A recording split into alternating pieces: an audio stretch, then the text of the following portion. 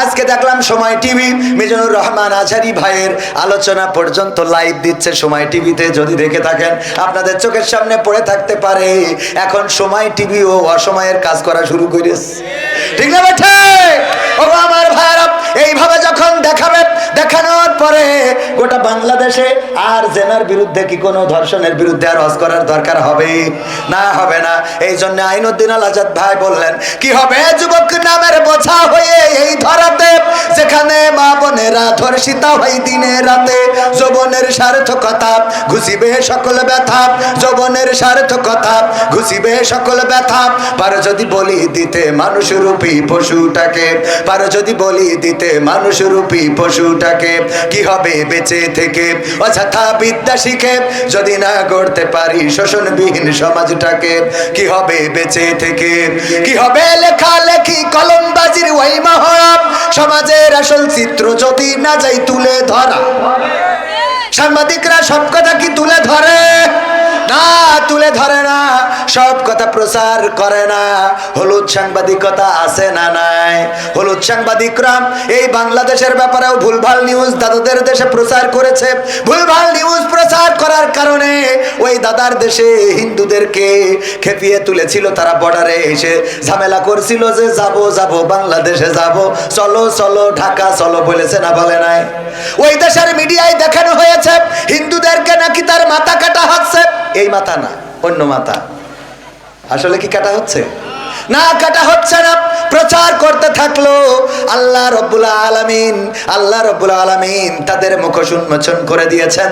এখন সেই দাদার দেশ, তারা আমাদের বিজিবির কাছে নিজেরাই এখন মাথা নত করে। বলেন ঠিক না বেঠি?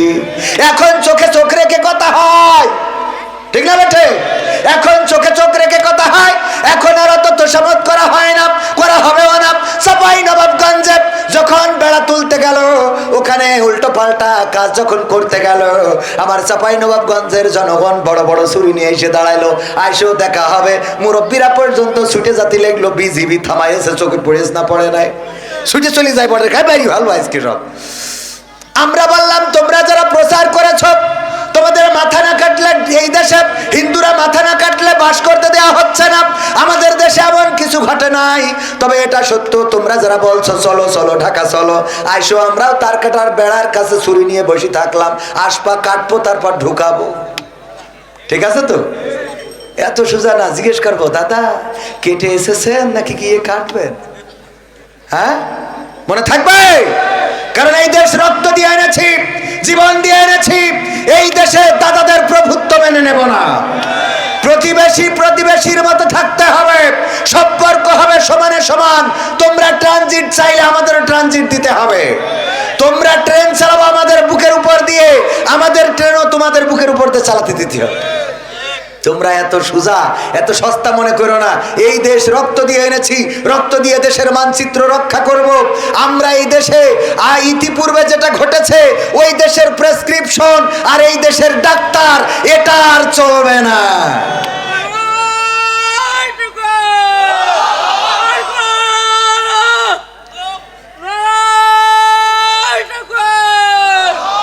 আলহামদুলিল্লাহ, আলহামদুলিল্লাহ। দেখেন দেখেন, এই মানুষটা প্রতিবন্ধী, তার মধ্যেও জিহাদি চেতনা আছে না নাই? এই মানুষগুলোকে মূল্যায়ন করবেন। এই মানুষগুলো দেখেন, ভালো করে কথা বলতে না পারলেও কারো মনে হয়নি স্লোগান দেওয়ার। ওর মধ্যে একটা স্প্রিয়া তৈরি হয়ে গেছে। এই আল্লাহ রাব্বুল আলামিন এই মানুষদেরকে কবুল করে নিন, সুস্থ করে দিন। বলেন আমিন। তো এই জন্য আমাদের এই দেশে, আমরা এই দেশের মানচিত্র এনেছি রক্ত দিয়ে।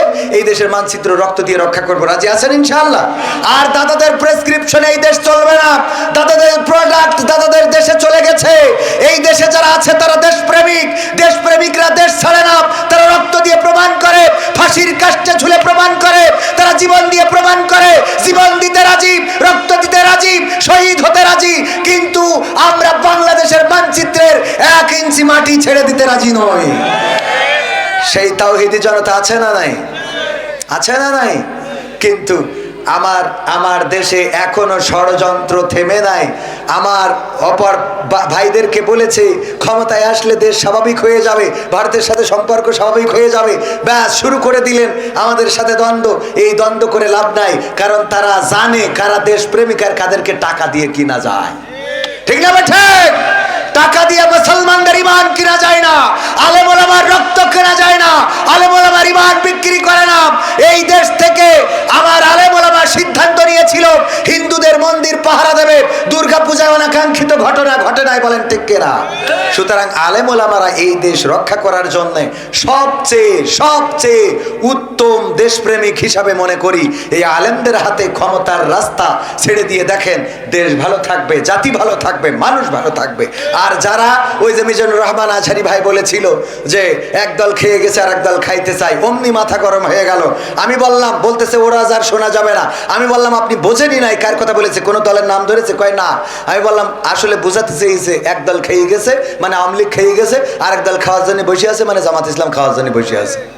বলছে আমারে পাগল বুঝাও কেন? এই জামাত ইসলামরা খায়।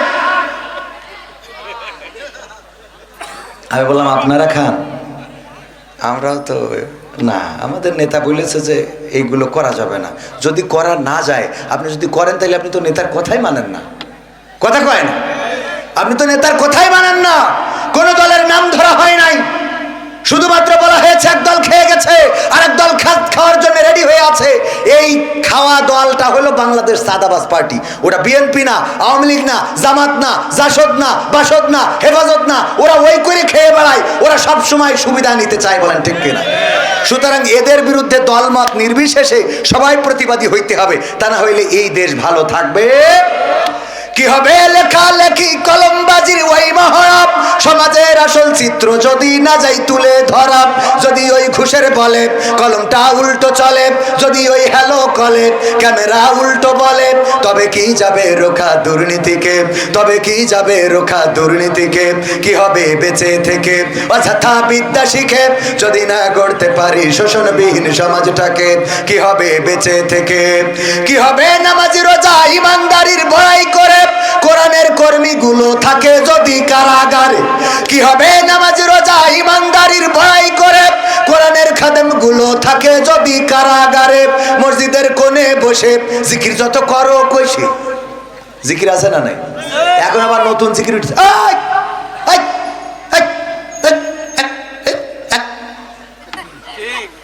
আছে না নাই?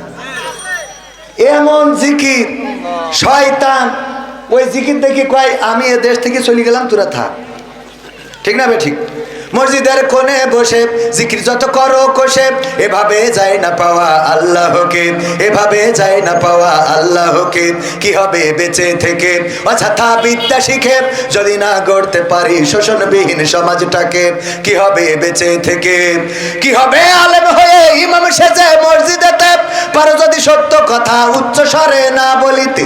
কি হবে আলেম হয়ে ইমাম সেজে সমাজেতে পারো যদি সত্য কথা উচ্চ স্বরে না বলিতে? চাকরি ভাই করো যদি ছেড়ে দাও ইমামতি, চাকরি ভাই করো যদি ছেড়ে দাও এই না গদি। কি হবে ধোঁকা দিয়ে আল্লাহকে, কি হবে ধোঁকা দিয়ে আল্লাহকে? কি হবে বেঁচে থেকে অযথা বিদ্যা শিখে যদি না গড়তে পারি শোষণবিহীন সমাজটাকে? কি হবে বেঁচে থেকে? কি হবে নেতা হয়ে জনবলে ঘাড় ফুলিয়ে দলা টানা গরম দেখে যদি থাকো ঘরে শুয়ে? এমন নেতা আছে না নাই? কি বললো? খেলা হবে, পালাবো না, পালাবো না, প্রয়োজন হলে ফখরুলের বাসায় গিয়ে উঠবো। বলেছে না বলে নাই? গেছে ফখরুলের বাসায়? গেছে? তাহলে পালাবো না বলে পালাই গেল, কথার সাথে কাজের মিল থাকলো? কি হবে? কি হবে নেতা হয়ে জনবলে ঘাড় ফুলিয়ে রাজপথ গরম দেখে যদি থাকো ঘরে শুয়ে? এর চেয়ে সেজে গুজে ভিলেনের সঠিক পচে, এর চেয়ে সেজে গুজে ভিলেনের সঠিক পচে। দিয়ে দাও অভিনয়ে দিব জীবনটাকে, দিয়ে দাও অভিনয়ে জীবনটাকে। কি হবে বেঁচে থেকে অযথা বিদ্যা শিখে যদি না গড়তে পারি শোষণবিহীন সমাজটাকে? কি হবে বেঁচে থেকে? কি হবে পুরুষ হয়ে জন্ম নিয়ে নিয়ে বাংলাদেশে যদি যাই ক্ষমতাটা ঘুরে ফিরে নারীর হাতে? কি হবে পুরুষ হয়ে জন্ম নিয়ে এই দেশেতে যদি যাই ক্ষমতাটা ঘুরে ফিরে নারীর হাতে? কি বা জবাব দেবে, কিভাবে মুখ দেখাবে, কি বা জবাব দেবে, কিভাবে মুখ দেখাবে আমাদের আগামী সেই প্রজন্মকে, তোমাদের আগামী সেই প্রজন্মকে? কি হবে বেঁচে থেকে অযথা বিদ্যা শিখে যদি না গড়তে পারি শোষণবিহীন সমাজটাকে? কি হবে বেঁচে থেকে? কি হবে, কি হবে আকাশ ছোঁয়া বিলাসবহুল বাড়ি গাড়ি না খেয়ে কত মানুষ পরপারে দিচ্ছে পাড়ি? কি হবে আকাশ ছোঁয়া বিলাসবহুল বাড়ি গাড়ি না খেয়ে কত মানুষ পরপারে দিচ্ছে পাড়ি? আজরাইল আসবে যবে মাটিতেই পড়ে রবে, আজরাইল আসবে যবে মাটিতেই পড়ে রবে। কোনো কাজে লাগবে না ওই প্রাসাদটাকে, কোনো কাজে লাগবে না ওই প্রাসাদটাকে। কি হবে বেঁচে থেকে অযথা বিদ্যা শিখে যদি না গড়তে পারি শোষণবিহীন সমাজটাকে? কি হবে বেঁচে থেকে? এই সমাজ আওয়ামী লীগেরাও চাই, বিএনপিরাও চাই, এই সমাজ জামাতও চাই, জাসদ চাই, বাসদ চাই। কোন দল চায় নাই যে এই দেশে বৈষম্য থাকবে, কোন দল চায় নাই এই দেশে শোষণ হবে। পাকিস্তানিরা শোষণ করত, তারা আমাদের উপরে জুলুম করত, আমাদেরকে মারতো ধরতো বলেই 1971 আমরা স্বাধীনতা যুদ্ধ করলাম। আর স্বাধীনতা যুদ্ধ করে একটা শোষণ মুক্ত সমাজ গড়তে চাইলাম। 1971 থেকে 75 যে ক্ষমতায় আসলো সে শোষণ মুক্ত করলো না। তারপরে এরশাদ আসলো, জিয়াউর রহমান আসলো, না শোষণ মুক্ত হলো না। এরপরে এরশাদ আসলো, না শোষণ মুক্ত হলো না। খালেদা জিয়া আসলো, না শোষণ মুক্ত হলো না। আবার শেখ হাসিনা আসলো, তাও হলো না। তারপরে আবার খালেদা জিয়া জামাত ইসলাম সহ আসলো, তাও হলো না। এরপরে আবার শেখ হাসিনা আসলো, 16টা বছর, 15.5-16 বছর ক্ষমতা ধরে থাকলো, তাও শোষণ মুক্ত হলো না। এখনো কি শোষণ মুক্ত হয়েছে নাকি? শোষণ মুক্ত ততদিন হবে না। আপনি নোকিয়ার চার্জার নিয়ে আইফোনের মধ্যে ঢুকালে কি চার্জ হবে? চার্জ হবে? নোকিয়ার চার্জার যেমন আইফোনে ঢুকাইলে চার্জ হবে না, আইফোনের চার্জার যেমন নোকিয়ায় ঢুকাইলে চার্জ হবে না, তেমনি ভাবে আল্লাহর সৃষ্টি করা দুনিয়ায় আল্লাহর আইনের বাইরে যদি মানব রচিত কোনো আইন দিয়ে দেশ চালাতে চান তাইলে সেই দেশে শান্তি হবে। শান্তি হবে। আল্লাহ রাব্বুল আলামিন যে পথ বলে দিয়েছেন, যে রাস্তা বলে দিয়েছেন, সেই রাস্তার বাইরে যারাই চলবে তারাই ক্ষতিগ্রস্ত হবে। সেই রাস্তার বাইরে যখনই চলবে তখনই ক্ষতিগ্রস্ত হবে। আর আল্লাহ রাব্বুল আলামিন যে রাস্তা দিয়েছেন সেই রাস্তায় যদি চলে তবে আল্লাহর রহমত এসে যাবে। আল্লাহ রাব্বুল আলামিন সেই দেশের উপরে রহম করবেন, সেই দেশের মানুষের উপরে রহম করবেন, সেই দেশে বরকত হবে, ফসলে ফসলে ভরে যাবে। মরুর প্রান্তরে যে মাঝে মাঝে চিন্তা করি আমার দেশের মানুষ আসে সৌদি আরবে কাজ করার জন্য, অথচ এই মরুভূমিতে না আছে গাছ, না আছে সবজি ক্ষেত, না আছে বাগুনের ক্ষেত, না আছে পাট, না আছে সোনালী আঁশ, না কিছু নাই, শুধু কিছু খাজুর গাছ। এই খাজুর গাছ তাও সব জায়গায় নাই, সেগুলো বাঁচায় রাখার জন্য আবার পানির ব্যবস্থা করতে হয়। তাও তো সৌদি আরবে সব জায়গায় পাতাল থেকে পানি ওঠে না। যেই দেশ এত মরুভূমি, এত পাহাড়, এত পাথর, সেই দেশে আল্লাহ এত বরকত দিলেন যে বিশ্বের অন্য অন্য দেশ থেকে সেই দেশে কামলা খাটতে যাওয়া লাগে। ঠিক না বেঠে? কেন দিলেন? আল্লাহ রাব্বুল আলামিন আইন কানুন মেনে চলার কারণে বিশ্বকাপের আয়োজন করলো কাতার। দেখেছেন না দেখেন নাই? কাতারে বিশ্বকাপের আয়োজন করে সেখানে কোরআন, আল্লাহ রাসূলের হাদিস সুন্দরভাবে প্রচার করার জন্য, ইসলাম প্রচার করার জন্য উন্মুক্ত করে দিলেন। কোরআন দিলেন ফ্রিতে। ওই জায়গায় ফুটবল খেলা দেখতে এসে অসংখ্য অমুসলিম ইসলাম কবুল করেছে না করে নাই? কোরআন তেলাওয়াত দিয়ে বিশ্বকাপের খেলা উদ্বোধন করেছিল। ওগো আমার ভাইরা, কাতারে যেও দেখলাম সে দেশটাও মরুভূমি, মরুর প্রান্তর, সেখানে গাছ বাঁচানোর জন্য সরকার কত লাখ লাখ টাকা ব্যয় করে। সেই জায়গায় আমাদের দেশের মানুষ যায়। কাতারে এত বরকত কি করে হলো? আল্লাহ রাব্বুল আলামিন বরকত ঢেলে দিয়েছেন। এমনি ভাবে কুয়েতে গেলাম, সেখানেও একই অবস্থা। বাহরাইনে দেখলাম, তাও একই অবস্থা। এইসব দেশগুলোতে আমাদের দেশের লোক আছে না নাই? কথা কয় না, আছে না নাই? আল্লাহ বরকত ঢেলে দিয়েছেন। আল্লাহ বরকত তখনই দেবেন দেখবেন একজন মসজিদের ইমাম 5,000 টাকা 10,000 টাকা বেতন পায়, সেই বেতনে তার সংসার চলে যায়। অথচ ঘুষ খেয়ে সুদ খেয়ে কত লাখ লাখ টাকা ইনকাম করে, সেই টাকায় বরকত হয় না। আজকে মাগরিবের নামাজ পড়ার পরে আমাদের একজন ভাই আমাকে নামাজ শেষে বলল, ভাই আগে আমি মাছ চুরি করতাম, বিল থেকে মাছ চুরি করে বিক্রি করতাম, এইগুলো বিভিন্ন ভাবে টাকা জমা করার পরে আমি দেখলাম আমার গোয়ালের গরু মারা গেল। আমি এক সিজনে মাছ যা বিক্রি করলাম 1 লাখ টাকাও হয় নাই, 2 লাখ টাকার গরু গোয়াল থেকে মারা গেল। আজকে মাগরিবের কথা, ওয়াল্লাহি আল্লাহর কসম করে বলছি, তিনি যদি এই ওয়াজ শোনেন তাইলে বুঝবে যে তার ওয়াজটা আমি করেছি। আজকে মাগরিবের নামাজের পরে আমাকে বলতেছে, আগে যখন মাছ চুরি করতাম তখন বরকত ছিল না, কোনো না কোনো ক্ষতির মধ্যে পড়ে যেতাম। আমি যখন ইসলামী আন্দোলনের পথে আসলাম, যখন কোরআনের পথে আসলাম, নামাজি হইলাম, রোজাদার হইলাম, এখন আল্লাহর পথে চলি, আল্লাহ এতটাই বরকত দিয়েছেন। 2টা ছেলে মালয়েশিয়ায় পাঠাইছি, ওরা টাকা পাঠায় আর আমি এখন জমি কিনি। আল্লাহ বরকত দিয়েছেন। আজকের কথা যদি বলেন যে কে তার দেখবো, আমি তারও দেখা দিতে পারবো আমার গ্রামে, আপনি যাবেন। আজকে মাগরিবের নামাজের কথা, এভাবে অসংখ্য ঘটনা আছে। বরকত দেন কে? আল্লাহ বরকত ঢেলা দেন। ফাযকুরুনি আযকুরুকুম ওয়াশকুরুলি ওয়ালা তাকফুরুন। আল্লাহ বললেন তোমরা আমাকে স্মরণ করো, আমিও তোমাদের স্মরণ করব, তোমরা আমার জিকির করো, আমি তোমাদের স্মরণ করব। আর আমার নিয়ামত পাওয়ার পরে অকৃতজ্ঞ হইও না।